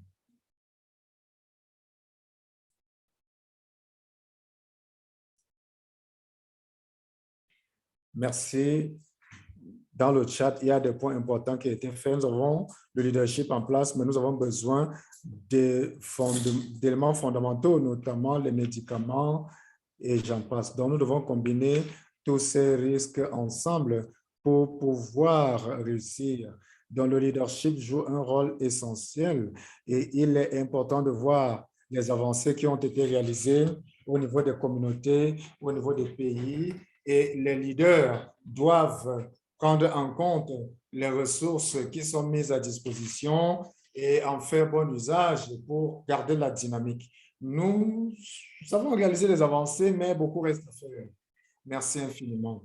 Il y a une autre question qui a été posée relativement à la COVID-19. Qu'est-ce que nous avons appris de la lutte contre la COVID-19? Que faire pour améliorer les efforts de lutte contre le paludisme?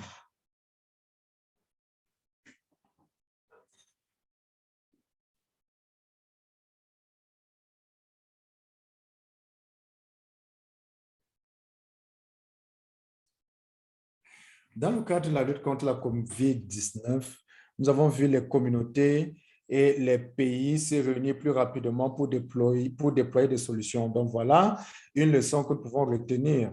Nous avons vu une adoption très rapide des approches technologiques, la manière dont les données étaient mises à disposition et le partenariat que le public et le privé ont réalisé autour de cet objectif. Je pense que nous pouvons appliquer cela dans la lutte contre le paludisme. Comment créer un partenariat public-privé solide? Comment nous appuyer sur la technologie en tant que catalyseur pour atteindre les communautés et obtenir les données en temps réel pour que tout cela éclaire les décisions que nous devons prendre pour enrichir les programmes de lutte au niveau national. Je pense qu'à travers cela, nous pouvons voir ce qu'il va falloir adopter pour atteindre un changement rapide. Je voudrais simplement dire que nous avons vu ce que l'urgence peut faire en termes de résultats. C'est une chose que d'introduire quelque chose de nouveau. Mais en ce qui concerne le paludisme, je pense que nous vivons avec le paludisme depuis des générations, mais nous ne pouvons pas continuer dans cette lancée. Il va falloir que nous puissions porter la question de l'attention des politiques et des décideurs. Il est également important de fournir les données pour faciliter la prise de décision basée sur les preuves. Merci. Nous allons passer à la prochaine session. À vous. Merci infiniment. Notre dernier panel portera sur l'apprentissage, l'innovation. Pour lutter contre le paludisme, nous avons besoin d'apprendre et d'innover constamment. Nous allons écouter une pléthore de panélistes qui ont mis sur pied des stratégies pour venir à bout du paludisme. Parmi ces panélistes, nous avons M. Bouzikou Amanza, qui est directeur par intérim du Centre de lutte contre le paludisme national de la Zambie. Nous avons également Joy Plumfambi, qui est secrétaire exécutif de African Leaders.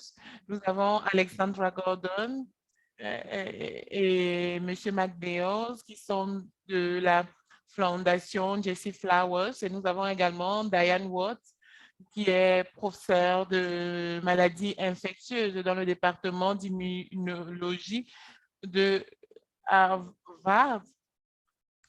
Vous êtes les bienvenus. Bien vouloir vous installer pour mener à bien cette dernière session de discussion. Bienvenue, bonjour et bon après-midi à tout le monde. Merci de l'opportunité que vous nous donnez pour échanger nos points de vue et nos expériences sur l'utilisation des stratégies pour lutter contre le paludisme. Nous avons intégré un centre de lutte contre le paludisme national et infranational. Nous utilisons cette tribune pour essayer d'examiner les progrès que nous accomplissons mensuellement. Et avant l'utilisation de cet outil, nous avions un taux de mise en œuvre de 36% et pour un plan stratégique qui court de 2011 qui courait de 2011 à 2016.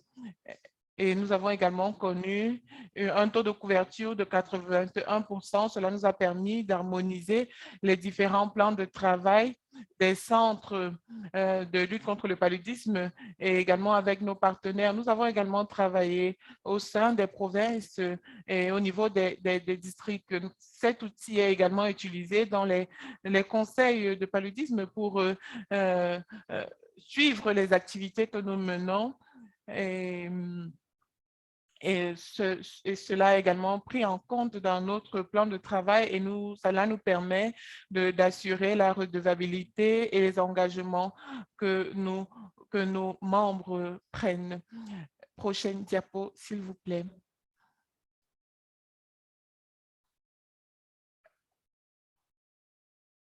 Nous avons par exemple le plan national de lutte contre le paludisme qui est notre tableau de bord. Cela nous a permis d'identifier les opérations que nous menons et également les zones de soutien prioritaires. C'est un exemple par excellence de ce que nous faisons lorsque nous sommes en rupture de stock.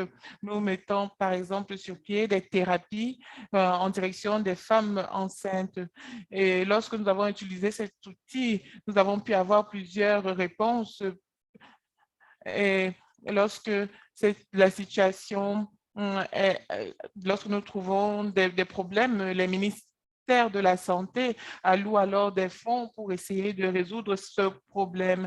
Nous avons des partenaires qui ne soutenaient pas premièrement le financement de ces médicaments, mais après cela, ils ont été capables de nous accompagner et également d'inclure également l'achat de ces SP.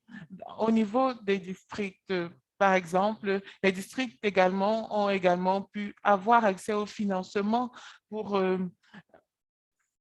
ajouter d'autres outils dans la lutte contre le paludisme. Prochaine diapo, s'il vous plaît. Nous avons également des conseils provinciaux en matière de lutte contre le paludisme et cela nous permet de travailler avec les leaders confessionnels et traditionnels. Nous travaillons également avec le secteur privé. Mais dans le secteur privé, le tableau de bord de lutte contre le paludisme est également utilisé et au niveau national, les membres du conseil peuvent facilement identifier les zones qui ont besoin d'une intervention urgente. Nous avons par exemple un exemple, comme vous pouvez le voir, nous avons eu besoin d'identifier les zones où le paludisme était aigu. Nous avons pu alors distribuer les moustiquaires et nous avons également pu faire des pulvérisations domiciliaires. Nous avons également soutenu et accompagné le transport de ces produits, notamment afin qu'ils puissent être acheminés dans les zones rurales, afin que les bénéficiaires puissent en user. Ce tableau de bord également nous permet de mener des sensibilisations afin d'accroître le niveau d'acceptabilité de ces interventions. Alors, ces exemples montrent comment les données et comment ces données peuvent conduire à des réactions et à des interventions appropriées qui permettra alors de réduire le fardeau du paludisme dans notre pays. C'était ma dernière diapo. Sur ce, je vous remercie et je remercie les partenaires qui nous accompagnent dans la lutte contre le paludisme. Merci infiniment. Nous allons maintenant passer la parole au docteur Elisabeth Childizema pour votre exposé pertinent, certainement. Merci infiniment. Salut à tous, mesdames et messieurs. Je voudrais Je vous envoie mes salutations très chaleureuses et je salue également le secrétaire exécutif qui n'a pas été capable d'être avec nous aujourd'hui. Elle s'est excusée et elle nous souhaite de plein succès dans nos travaux. Je saisis cette opportunité de la Fondation Flowers en collaboration avec AVA pour partager nos connaissances et nos expériences, notamment l'utilisation responsable des données. Alors, je saisis cette opportunité pour souligner l'importance de lutter contre le paludisme et notamment au sein du milieu des femmes. Nous avons également reconnu l'importance du plaidoyer politique et du leadership dans la lutte contre le paludisme. Actuellement, le paludisme est au cœur de toutes nos attentions parce que les taux de paludisme ont également ont augmenté, mais malheureusement, les pays qui ont le fardeau le plus élevé du paludisme n'ont pas assez de moyens pour venir à bout de cette maladie. Les pays africains n'ont pas pu réduire l'incidence du paludisme qui s'élève à 40% et qui est un objectif du millénaire pour le développement. Et cela est une source de préoccupation afin que nous puissions serrer les rangs dans la lutte contre le paludisme. Les dirigeants africains doivent accélérer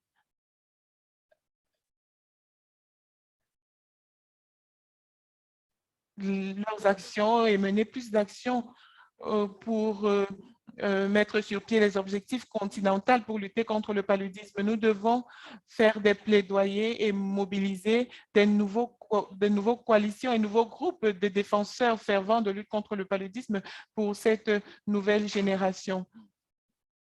Comme M. Brian l'a si justement dit. Nous devons également mobiliser des ressources supplémentaires. Nous devons également investir dans de nouvelles initiatives et également mener de nouvelles activités pour réduire le fardeau du paludisme au sein de l'Afrique. Nous devons également mobiliser les zones économiques et les serres dans la lutte contre le paludisme. Nous devons être capables de toucher les populations des zones rurales et cela est notre objectif et notre défi le plus important.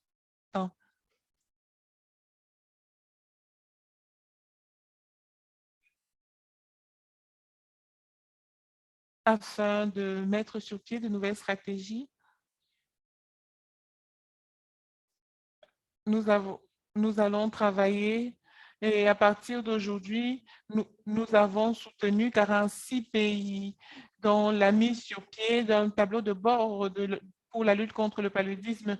Nous avons également pu identifier les goulots d'étranglement dans la lutte contre le paludisme et ce sont des actions que nous avons menées pour lutter contre le paludisme. Ce tableau de bord est utilisé au niveau politique, et notamment par les députés et également cela a débouché sur plus d'engagement. Ce tableau de bord est également utilisé par des partenaires au niveau communautaire, national et international. Nous avons également, la voix des communautés a également été entendue. Le tableau de bord a également permis de réduire le fossé en termes de ressources dans la lutte contre le paludisme. Et ce tableau de bord nous a permis également d'avoir plus de données et nous a permis de sensibiliser les populations et de les autonomiser dans un contexte de lutte contre le paludisme. Nous avons travaillé alors avec les pays pour développer et décentraliser l'utilisation de ce tableau de bord et au niveau des communautés. Et nous avons exhorté ces communautés à utiliser des données numériques afin de faciliter l'utilisation de ces données dans la prise de décision.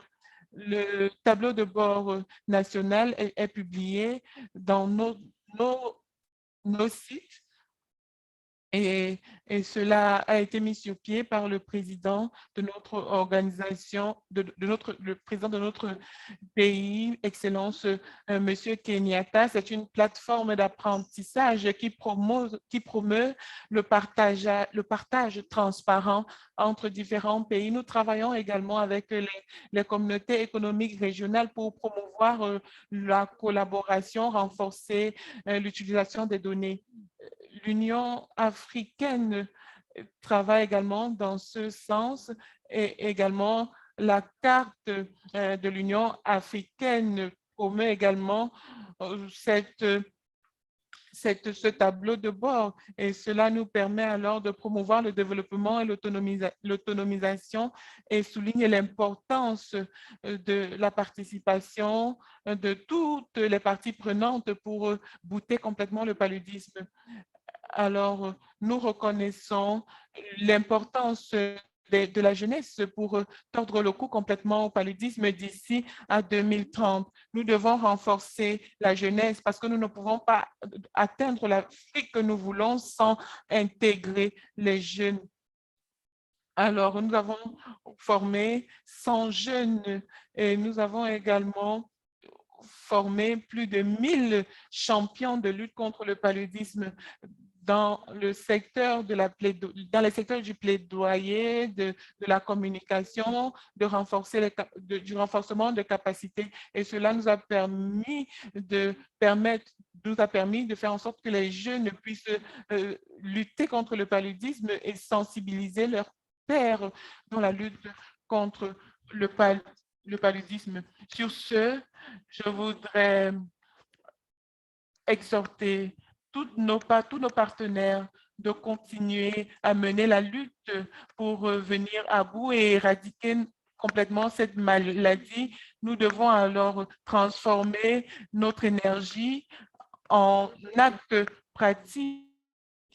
Alors, l'objectif zéro paludisme commence avec moi, l'objectif zéro paludisme commence avec vous et avec tout le monde. Sur ce, je vous remercie infiniment. Nous allons également donner l'opportunité à un autre intervenant. Merci infiniment. Nous allons partager avec vous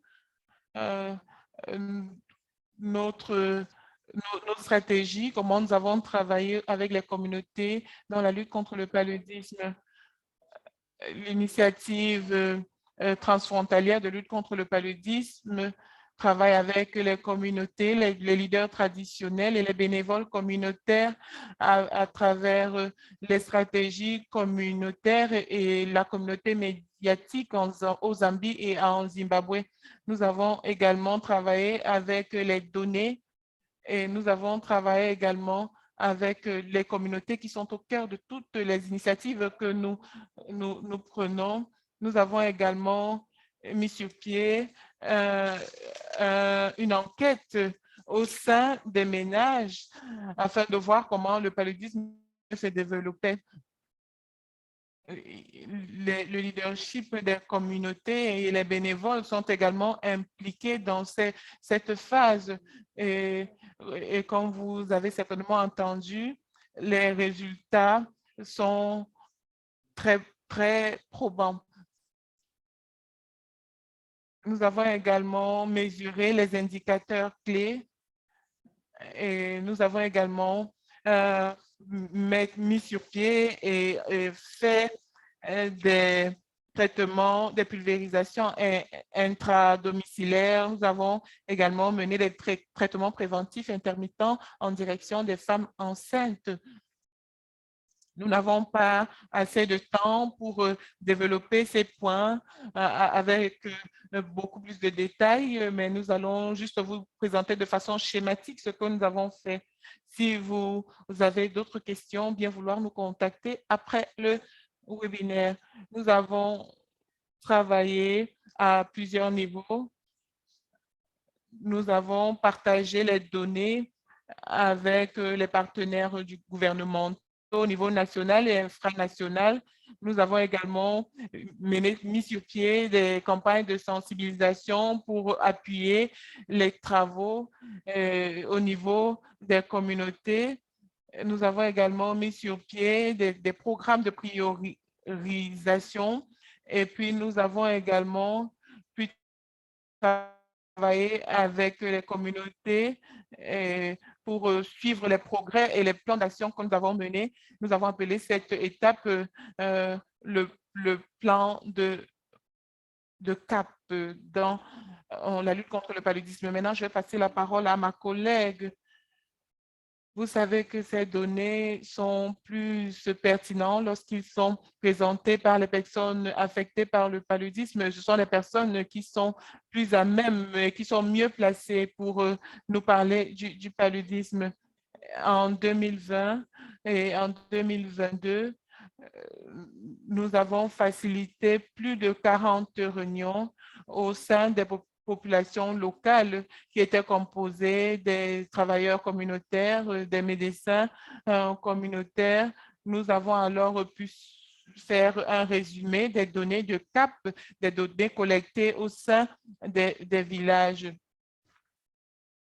Nous avons également rassemblé les communautés afin qu'ils nous présentent les barrières qu'ils rencontrent afin que nous puissions réfléchir sur la manière avec laquelle nous pouvons trouver des solutions. Nous avons également mis sur pied des plans d'action détaillés pour lever complètement les barrières qui se dressent sur la lutte contre le paludisme. Nous avons également travaillé au Zimbabwe. Nous avons pu travailler au sein des personnes qui s'occupent des enfants atteints du paludisme, des enfants de moins de 5 ans, par exemple.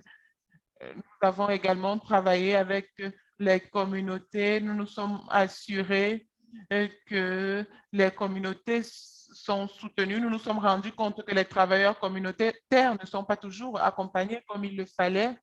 Et au cours de cette conversation, nous avons vu des travailleurs sanitaires qui ont été également autonomisés afin de leur permettre de faire des dépistages sur le terrain et afin de leur éviter le supplice d'avoir à se déplacer et de parcourir des kilomètres pour pouvoir avoir accès au traitement. Nous avons également travaillé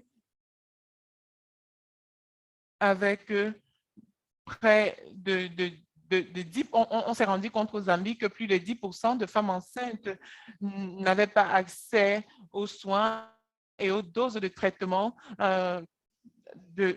traitement préventif intermittent qui est généralement administré aux femmes enceintes. Les travailleurs communautaires ont alors pu présenter ces faits et les comparer avec le travail abattu par leurs compères. Alors, ils voulaient travailler ensemble, main dans la main, afin d'être plus forts et de toucher plus de femmes enceintes. Alors, c'est une expérience qui a été couronnée de succès et c'est une expérience qui doit être perpétuée. Les communautés ont pu travailler ensemble et cela doit être répercuté, répliqué dans d'autres secteurs. Nous avons également mis sur pied des sondages en 2022 et nous avons travaillé dans l'optique de lutter contre le paludisme, effectivement. Sur ce, je vous remercie. Vous avez maintenant la dernière intervention qui est celle du docteur Chan.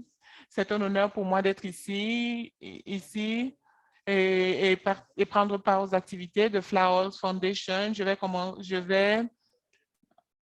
commencer par parler d'une consultation mondiale. Nous allons alors repenser le paludisme et la comparer avec la COVID-19. Pendant les années qui se sont écoulées, nous avons vu les parties prenantes s'activer pour lutter contre ces maladies. Alors, nous pensons que nous devons, c'est une opportunité de traiter de la lutte contre le paludisme dans un contexte de COVID. D'emblée, je voudrais dire que c'est possible de lutter contre le paludisme dans ce contexte. Cependant, les progrès enregistrés en Afrique n'ont pas été, ont ralenti, et aujourd'hui, nous pouvons indiquer que le fardeau du paludisme est le même qu'il y a de cela 2 ans, et la COVID-19 a joué une partition et peut être pointé du doigt. Alors, nous espérons que les leçons tirées dans la lutte contre le paludisme puissent être utilisées également. La COVID-19 ont également mis en jour les limites de nos systèmes de santé, notamment en ce qui concerne la main-d'œuvre et le plateau technique. Alors, que pouvons-nous dire? Qu'est-ce qui peut changer? Qu'est-ce qui doit changer alors? Je pense qu'il est important de dire que le paludisme doit être perçu comme un problème sociétal et pas comme un problème médical, parce que ce n'est pas un problème médical seulement, c'est un problème de société. Alors, il est important également que les leaders des pays endémiques, d'endémie palustre, traite de la question du paludisme avec beaucoup plus de sérieux. Nous devons également investir dans la main-d'œuvre. Nous devons également investir dans la main-d'œuvre. Nous devons investir dans l'instruction, dans l'éducation, particulièrement lors des échanges et de la formation des personnels de santé. Il est également important et même crucial, comme nous venons tout juste de le dire, de mettre le curseur sur les jeunes. La visibilité de la jeunesse doit être mise en exergue. En fait, chaque pays du monde doit également tenir compte de ces jeunes. Alors, je pense que pour venir à bout du paludisme, nous devons mettre les jeunes au centre, mais une fois, nous devons également travailler avec les jeunes dans la prise de décision. En outre, nous devons accélérer l'innovation. De façon générale, nous devons accorder plus d'attention à l'innovation locale, notamment dans la résolution des problèmes en ce qui concerne la lutte contre le paludisme. Nous devons également soutenir les pays à endémie palustre et également promouvoir l'utilisation des moustiquaires. Nous devons également renforcer les systèmes de santé. La santé pour tous signifie que nous devons venir à bout du paludisme à l'échelle mondiale. La lutte contre le paludisme ne doit pas être faite individuellement. C'est un travail qui doit impliquer tout le monde. Ce que je dis est que c'est un moment charnière. Nous devons saisir cette opportunité pour résoudre ce problème. Alors, il est temps de travailler pour un monde sans paludisme. Si nous travaillons ensemble, nous pouvons bouger les lignes. Merci.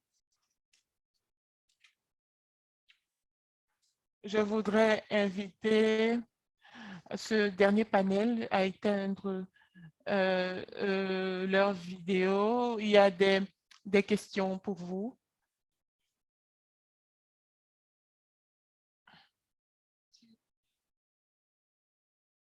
Quels sont les éléments qui peuvent permettre que les données se transforment en action?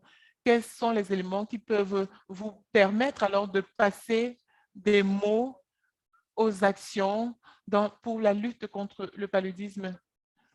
Est-ce que vous pouvez commencer, madame? Merci, Rebecca, pour cette question. Je pense que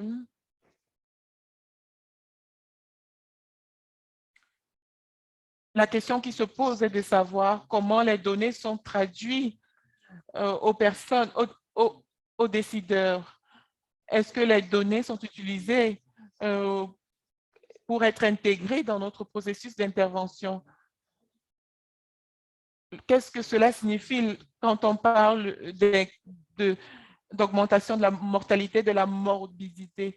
Je pense que cela dépend d'abord de la manière avec laquelle on utilise les données. Si les données sont présentées aux personnes qui ne sont pas expertes, elles n'auront aucun effet sur le terrain.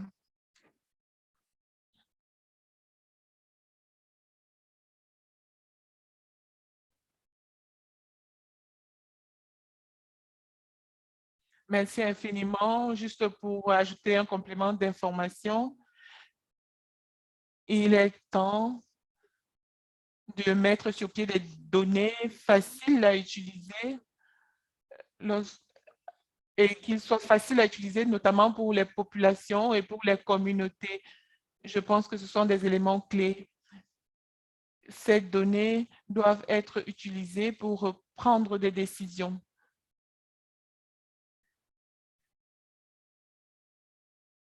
Je pense que ces données peuvent être utilisées différemment par des audiences et tout aussi différentes. Par exemple, les données en direction des décideurs et des religieux, des dirigeants confessionnels doivent être différents. Alors, je pense que, comme les collègues l'ont dit, nous devons utiliser ces données de manière à ce qu'ils soient efficace et pratique sur le terrain. Je pense également qu'il est important d'impliquer les populations dès le départ du processus, et cela accroît alors l'action des communautés. Ce que je dirais, c'est que nous avons par exemple ces dessins animés qui présentent l'utilisation des données. Et souvent, ces données sont juste publiées. Je pense que pour avoir les données et utiliser localement, on doit comprendre d'abord, les populations doivent comprendre pourquoi ces données sont utilisées. Par exemple, nous devons nous inspirer de la manière avec laquelle on a travaillé pour la COVID-19. Mais en ce qui concerne le paludisme, nous n'avons pas ces données disponibles rapidement qui soient, par exemple, données aux décideurs. Je pense que nous devons, à la longue, utiliser les données pour clarifier l'activité et même le plan d'action des pays afin qu'ils soient plus efficaces dans leur lutte contre le paludisme. Alors, nous sommes arrivés au terme de notre échange. Je pense que nous avons eu des échanges fructueux et très intéressants. Je pourrais dire que nous devons multiplier ce type d'initiative. Je suis très heureuse de voir ce niveau d'implication et d'intérêt. Je pense que je suis assez optimiste en ce qui concerne les recommandations, également la mise sur pied du premier vaccin dans la lutte contre le paludisme. Ce n'est pas encore parfait, mais je crois que nous sommes sur la bonne voie. Je crois qu'il est également temps d'encourager et d'accompagner l'innovation dans la région Afrique. Je pense qu'il y a plusieurs personnes talentueuses en Afrique dotées de plusieurs idées novatrices. Je crois que ces personnes doivent également, on doit donner des opportunités à ces personnes, elles doivent s'exprimer afin de pouvoir changer la donne dans leur continent. Merci infiniment. La Fondation JC Flowers a été honorée de vous avoir ici. Je vois beaucoup de personnes lever la main dans la boîte à discussion, mais je pense que ce qui est important, c'est quelles sont les actions que nous menons au sein des populations, au niveau des familles. Nous avons des milliers de familles qui ont été fauchées, qui ont perdu un enfant. Et nous avons également des centaines de millions de personnes qui sont affectées du paludisme, qui doivent être dépenser de l'argent en termes de transport et de médicaments. Je pense que nous devons mettre fin à cela.